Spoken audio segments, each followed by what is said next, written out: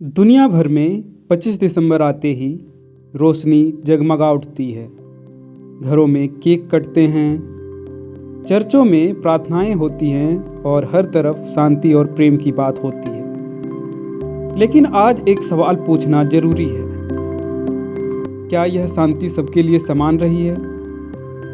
क्या यह प्रेम आदिवासी समाजों तक उसी रूप में पहुंचा जैसा बताया जाता है?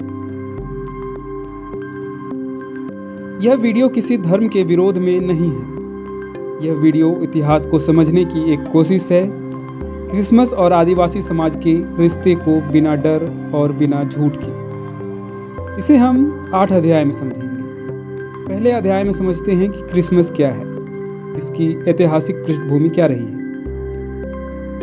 क्रिसमस ईसाई धर्म का प्रमुख त्यौहार है। यह यीशु मसीह के जन्म की स्मृति में मनाया जाता है। इसके कुछ ऐतिहासिक तथ्य इस प्रकार हैं। प्रारंभिक ईसाई ग्रंथों में यीशु की जन्म तिथि का स्पष्ट उल्लेख नहीं है। 4वीं शताब्दी में रोमन चर्च ने 25 दिसंबर को क्रिसमस के रूप में स्वीकार किया। यह तारीख पहले से मौजूद यूरोपीय पागन पर्वों जैसे सैटरनैलिया, विंटर सॉल्स्टिस से जुड़ी थी। यानी कि ईसाई धर्म ने शुरुआत से ही स्थानीय संस्कृतियों के साथ खुद को ढालकर फैलने की रणनीति अपनाई। सबसे महत्वपूर्ण बात, धर्म का विस्तार केवल आध्यात्मिक नहीं था, वह राजनीतिक और सांस्कृतिक प्रक्रिया भी था। चलिए समझते हैं दूसरे अध्याय में धर्म और सत्ता, जब क्रिसमस उपनिवेशवाद के साथ आया। 15वीं सदी के बाद यूरोप में दुनिया की ओर कदम बढ़ाया। इतिहास इसे कहता है एज ऑफ एक्सप्लोरेशन, लेकिन आदिवासी इसे कहते हैं भूमि, संस्कृति और आत्मा का आक्रमण। यूरोपीय विस्तार के 3 स्तंभ थे: सेना, व्यापार और चर्च। जहां उपनिवेश बना वहां मिशनरी पहुंचे। क्रिसमस इसी व्यवस्था के साथ आदिवासी इलाकों में पहुंचा। अध्याय 3 में हम समझते हैं आदिवासी समाज धर्म से पहले की जीवन दृष्टि। यह समझना बहुत जरूरी है कि आदिवासी समाज धर्महीन नहीं थे। उनकी आस्था धरती से जुड़ी थी, जंगल, पहाड़, नदी पूर्वजों से जुड़ी थी, जीवन और मृत्यु के प्राकृतिक चक्र से जुड़ी थी। उदाहरण, भारत में सरना, मरांग बुरो, दोनी पोलो आदि। ऑस्ट्रेलिया में ड्रीम टाइम, अमेरिका में नेटिव स्पिरिचुअल सिस्टम, वहीं अफ्रीका में एनिमिस्ट परंपराएं। इनमें कोई चर्च नहीं था, लेकिन सामुदायिक नैतिकता बहुत मजबूत थी।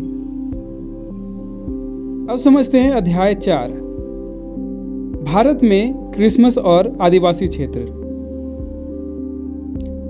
भारत में ईसाई मिशनरी गतिविधियां तेज हुई ब्रिटिश शासन के दौरान, खासकर आदिवासी बहुल क्षेत्रों में। इसमें प्रमुख क्षेत्र थे छोटा नागपुर, संथाल परगना, पूर्वोत्तर भारत और मध्य भारत। मिशनरियों ने स्कूल खोले, अस्पताल बनाए, लेकिन साथ ही धार्मिक परिवर्तन को सभ्यता से जोड़ा।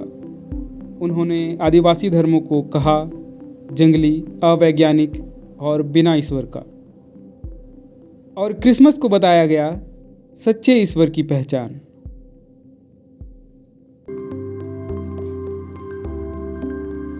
अध्याय 5 में समझेंगे मिशन स्कूल और क्रिसमस। यह अध्याय बहुत संवेदनशील है। दुनिया भर में कनाडा, ऑस्ट्रेलिया, अमेरिका रेजिडेंशियल स्कूलों में आदिवासी बच्चों को परिवार से अलग किया गया। उनकी भाषा पर रोक लगी। अपने देवताओं का नाम लेना पाप बना। क्रिसमस वहाँ अनुशासन का दिन था, आज्ञाकारिता का प्रतीक था। भारत में भी कई मिशन स्कूलों में बच्चों को सिखाया गया कि उनके पूर्वज अंधविश्वासी थे। यह केवल शिक्षा नहीं थी, यह मानसिक पुनर्गठन यानी कि मेंटल रीप्रोग्रामिंग था। चलिए आते हैं 6वें अध्याय में। आदिवासी प्रक्रिया एक जैसी नहीं थी। यह मान लेना गलत होगा कि सभी आदिवासियों ने एक ही प्रतिक्रिया दी। अगर इसे हम 3 स्तरों में समझेंगे तो पहला चरण में स्वीकार किया। कुछ समुदायों ने ईसाई धर्म अपनाया, शिक्षा के लिए, इलाज के लिए, शोषण से बचने के लिए। उनके लिए क्रिसमस सामुदायिक पर्व बना। दूसरा चरण अनुकूलन का था। कई जगहों पर यीशु को आदिवासी संदर्भ में समझा गया। स्थानीय गीत, नृत्य और भोजन उससे जुड़े। इसमें झारखंड, मिजोरम, नागालैंड, इसमें जो क्रिसमस था वो पूरी तरह से यूरोपीय नहीं रहा। और सबसे जो तीसरा चरण है, इसमें से कई समाजों ने कहा हम अपनी जड़ों को नहीं छोड़ेंगे। और आज भी सरना, दोनीपोलो, सनामाही अपने अस्तित्व की लड़ाई लड़ रहे हैं। अध्याय 7, आज का भारत, असमानता का सवाल। आज भारत में क्रिसमस राष्ट्रीय अवकाश है, लेकिन कई आदिवासी पर्व नहीं।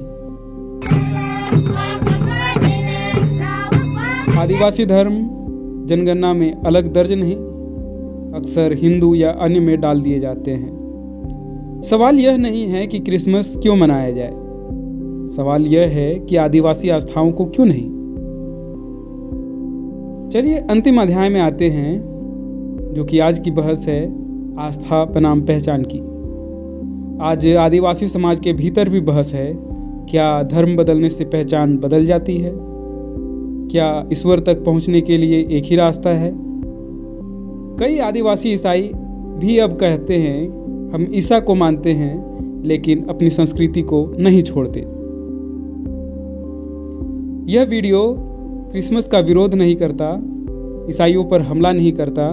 यह वीडियो है इतिहास की ईमानदार पड़ताल की। क्रिसमस एक आस्था है, लेकिन आदिवासियों के लिए एक जटिल ऐतिहासिक अनुभव भी। सच्ची शांति तभी आएगी जब आदिवासी धर्मों को भी वही सम्मान, वही कानून मान्यता, वही सामाजिक स्वीकार्यता मिलेगी।